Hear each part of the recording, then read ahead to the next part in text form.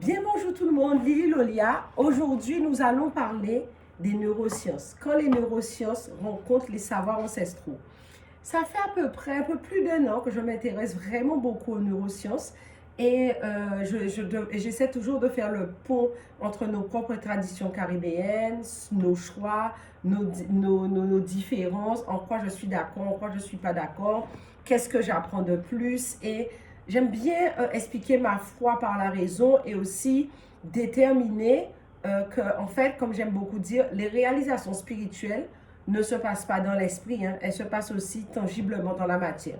Et j'aime pas souvent employer le mot spirituel parce que ça dénote et ça rapproche de quelque chose qui pourrait penser à, qui serait l'ordre du mystique.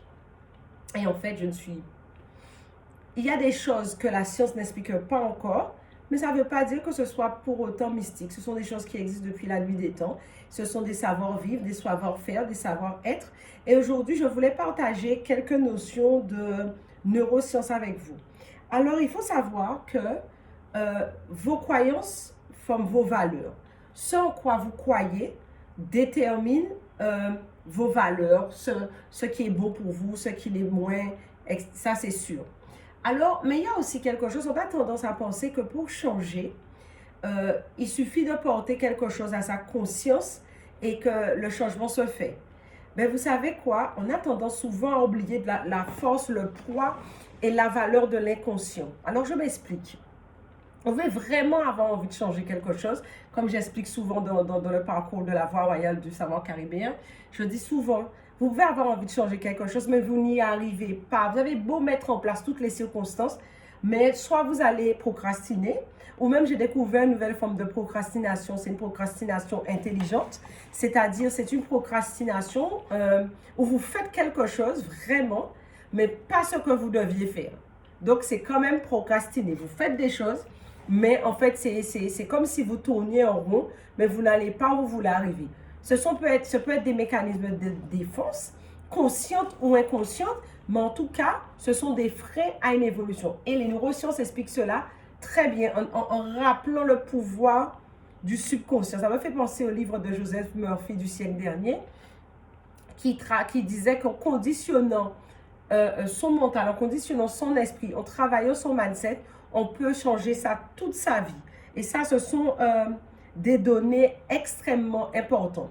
Il y a aussi les expériences de la vie qui déterminent nos choix futurs. Alors, j'entends souvent dire que le passé n'existe pas, le futur n'existe pas, etc. Oui, le futur, c'est maintenant.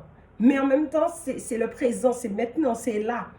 Tu le crées à chaque instant, mais c'est ce que tu as vécu la seconde d'avant, les phrases que tu as commencées, les étapes que tu as commencées, les moments d'avant qui te permettront de déterminer ton futur, ton avenir et ce que tu en feras. Et j'ai voulu rappeler que les neurosciences, ce sont des habitudes ancestrales d'ici et d'ailleurs qui forment et nourrissent les gens, les peuples depuis des générations et des milliers d'années. Mais il faut savoir aussi que ta personnalité n'est pas uniquement ton identité consciente. Parce que tu peux te faire une image de toi-même qui n'est pas du tout celle que tu penses. Je vous donne un exemple. Une fois, ça m'avait marqué dans un parcours du tradit praticien au chamanisme caribéen, le niveau 1, il y a une élève qui, je lui demande toujours de faire une forme d'introspection, donc d'aller chercher une personnalité, une personne, une célébrité, qui aurait la même vie et le même ascendant que nous. Et en fait, elle a cherché quelqu'un d'autre disant que cette personne lui correspondait mieux que l'autre personne qu'elle avait trouvée avec sa tutrice. En fait, en réalité, la personne qu'on avait trouvée avec sa tutrice, elle ne se reconnaissait absolument pas. Et je vous avouerai que c'est le cas le plus probant, le plus marquant que j'ai eu.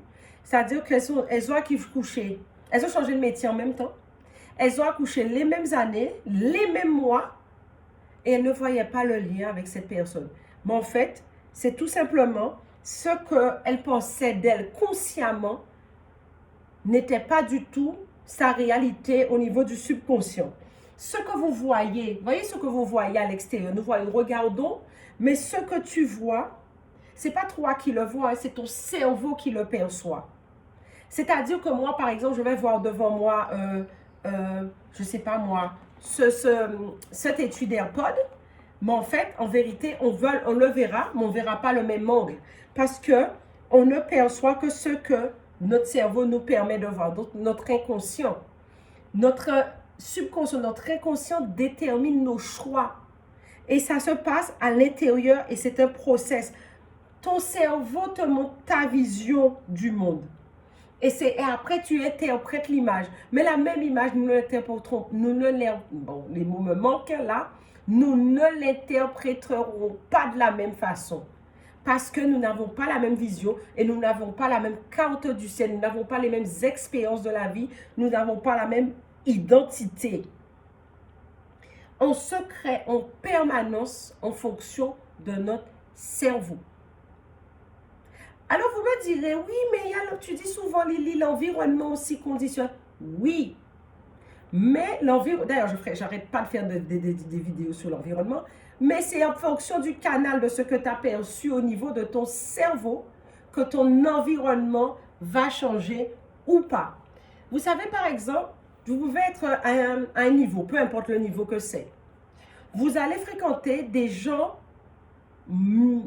qui ont une vision un peu commune avec vous, même s'ils ont déjà plus réussi que vous. Vous allez fréquenter des gens comme ça. Par mimétisme, il y a des choses, des mécanismes que vous allez vous-même mettre en place. Et à contrario, vous allez fréquenter des gens qui sont totalement à l'opposé de ce que vous souhaitez. Que vous le vouliez ou non, vous allez aussi vous adapter à votre environnement et vous ne serez plus une grande chez les petites, mais vous serez au même niveau que tout le monde. Et c'est là qu'on voit l'importance et la force du cerveau. Et quand vous voyez, par exemple, il y a des éléments que je me dis, par exemple, la première étape pour pouvoir générer, changer les choses dans sa vie, c'est prendre la décision de vouloir que les choses soient autrement. Ça vous semble une évidence, c'est évident pour tout le monde. Mais je vous assure que l'intention, vous voyez quand on parle de bain, on parle de rituel, je vous parle de l'intention, c'est cette décision. Tout le temps que vous n'aurez pas un engagement fort envers vous, une intention forte et ferme, il y a peu de chances que les changements se font. À moins d'y ajouter des éléments extérieurs, et c'est là que l'ancestralité va vous aider. Je vous donne un exemple, les mantras. Ce sont des phrases que l'on répète à plusieurs reprises, continuellement. Ça peut être une prière, mais ça peut être une phrase ou un son particulier. L'ancestralité fonctionne à ce niveau-là. Il y a aussi les bains. L'eau a une mémoire. Tout le monde le sait aujourd'hui. Si vous ne le savez pas, je vous invite à retrouver les travaux de Benveniste, ce chercheur au CNRS, qui voulait prouver que l'homéopathie fonctionnait, mais pour quelle raison? Et parce qu'avec une telle dilution, c'est presque impossible que l'homéopathie fonctionne. Il a réussi à faire des publications scientifiques démontrant l'efficacité de l'homéopathie et par la même occasion que le facteur qui permettait à l'homéopathie de fonctionner, c'était l'eau. Donc, il a réussi à prouver que l'eau avait une mémoire. Et ça, ce n'est pas anodin. Notre corps étant composé d'eau, de 70% d'eau, quand vous allez vous retrouver avec une intention forte, en train de prendre un bain spécifique, en train de faire, quand vous êtes aussi dans la bio-énergétique, à tel ou tel, l'extérieur nous influence. Les rayonnements du soleil ont une influence sur nos neurones, sur notre cerveau. Il y a certaines pratiques faites à certains moments, ça vous aide. Il est important aujourd'hui de mettre de notre côté toutes les chances, tout ce qu'il faut pour pouvoir améliorer et nous conduire vers cette vie que nous voulons. Mais ça demande du temps. Quand vous décidez de vous habiller déjà autrement, c'est une autre version de vous-même que vous imprégnez déjà, pas que dans votre conscient, mais aussi au niveau de l'inconscient. Et quand quelque chose est bien imprégné dans votre inconscient, vous avez réussi à le placer, cette intention de votre être, dans votre âme, eh bien, vous serez énormément surpris ou surprise de voir comment les choses se mettent en place. Parce qu'en faisant ce travail-là, par les bains, par les méditations, par d'autres routines, par même l'auto-hypnose et d'autres petites choses que j'aime bien garder, vous verrez, vous saurez que vous avez conditionné votre cerveau pour ne voir plus que ce qui vous intéresse. Et il est important de vous rendre compte à quel point votre cerveau est votre allié. Peu importe où vous vous situez par rapport à votre spiritualité, peu importe où vous vous situez par rapport à la science actuelle tangible, mais sachez qu'il y a un juste milieu et que prendre une personne dans son entièreté peut vraiment faire une différence. Mais vous devez choisir. Et cette intention de choisir fait toute la différence. Et si vous voulez créer une nouvelle vie, choisir, c'est une base. C'est une base que vous ne pouvez pas faire sans.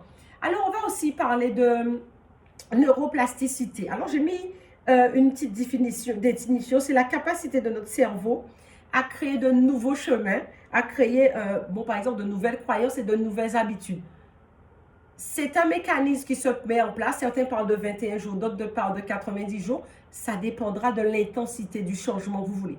Mais sachez qu'un déclic, une action bien posée, ça peut aller très, très, très, très vite.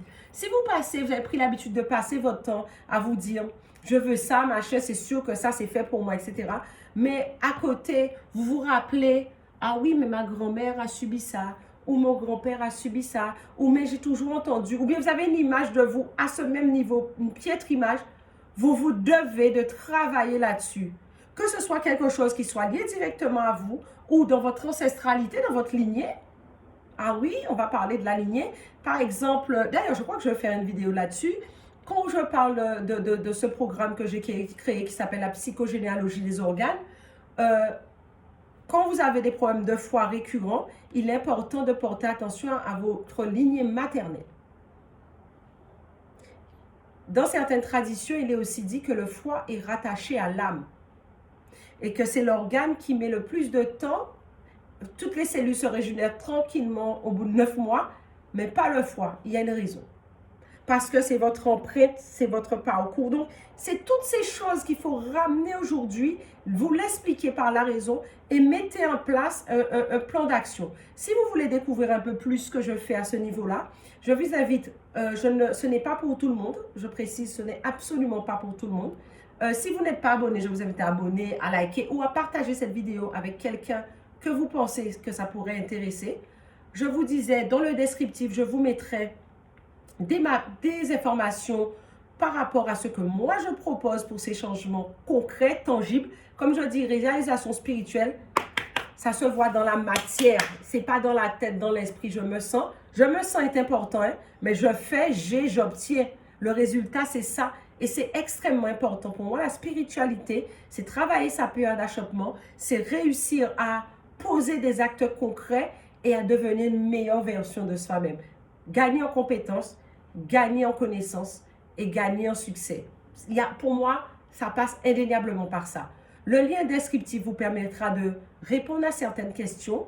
Nous prendrons ensuite rendez-vous et bien sûr, nous verrons si je peux vous aider ou pas. Et je vous le dirai dès le départ. Mais comme je dis, ce n'est pas pour tout le monde. C'est pour des gens prêts, mais c'est aussi pour des gens ambitieux.